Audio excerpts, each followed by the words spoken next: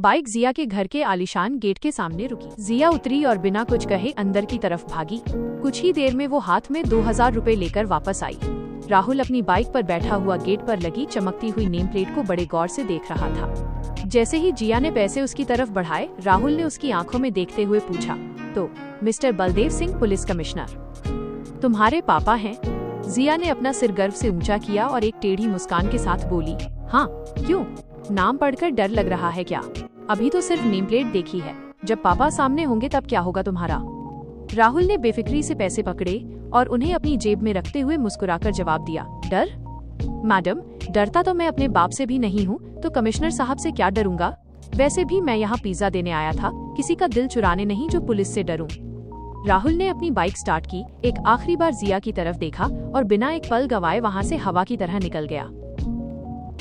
उधर कॉलेज के कैंपस में सीमा और रिया मजे से पिज्जा के स्लाइस उठा रही थीं। सीमा के चेहरे पर एक अजीब सी चमक थी।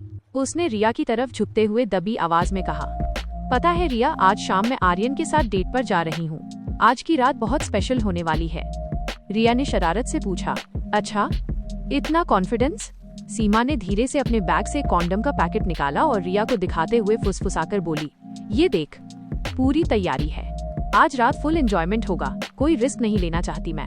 रिया अभी कुछ बोलती कि तभी अचानक कॉलेज के गेट से प्रिंसिपल मैडम की सफेद कार अंदर आती दिखी। प्रिंसिपल को देखते ही दोनों के हाथ पांव फूल गए।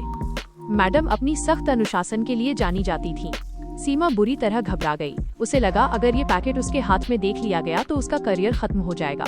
हड़बड़ाहट में उसे और कुछ नहीं सूझा तो उसने चुपके से वो पैकेट पास में रखे जिया के पर्स के खुले हुए चैन के अंदर डाल दिया। जिया तो वहाँ थी नहीं, वो राहुल के साथ घर गई थी, लेकिन सीमा की इस एक हरकत ने जिया की जिंदगी में एक ऐसा तूफान खड़ा करने की बुनियाद रख दी थी जिसका उसे अंदाजा भी नहीं था। रात का समय था। घर के ड्राइंग रूम में भारी सन्नाटा पसरा हुआ था। तभी बलदेव सिंह की गाड़ी घर के आंगन में रुकी। उनके चेहरे पर दिन भर का गुस्सा और संदेह साफ झलक रहा था। घर में कदम रखते ही उन्होंने जिया को सामने बुलाया और कड़कती आवाज में पूछा, जिया, आज दोपहर में मैंने तुम्हें एक लड़के के साथ बाइक पर देखा था। कौन था वो? जिया ने घबराते हुए जवाब दिया, पापा, वो तो बस एक पिज्जा डिलीवरी बॉय था। मैं पैसे घर भूल आई थी, इसलिए उसे लेकर यहाँ आई थी। बलदेव सिंह का चेहरा गुस्से से तमतमा उठा। उन्होंने चिल्लाकर कहा, मुझसे झूठ बोलने की कोशिश मत करो। एक मामूली डिलीवरी बॉय के कंधे पर हाथ रखकर कोई कमिश्नर की बेटी नहीं घूमती। गुस्से में उनका हाथ पास रखे जिया के पर्स पर पड़ा और झटके से पर्स नीचे गिर गया। पर्स से सामान बाहर बिखरा तो बलदेव सिंह की नजर उस कॉन्डम के पैकेट पर पड़ी। उसे देखते ही जैसे बलदेव के पैरों तले जमीन खिसक गई। उन्होंने कांपते हाथों से वो पैकेट उठाया और जिया के चेहरे के सामने लाकर चीखे, ये क्या है जिया? मुझे तुमसे ये उम्मीद नहीं थी। क्या तुम यही सब करने कॉलेज जाती हो? अपनी परवरिश पर शर्म आ रही है मुझे। जिया के होश उड़ गए।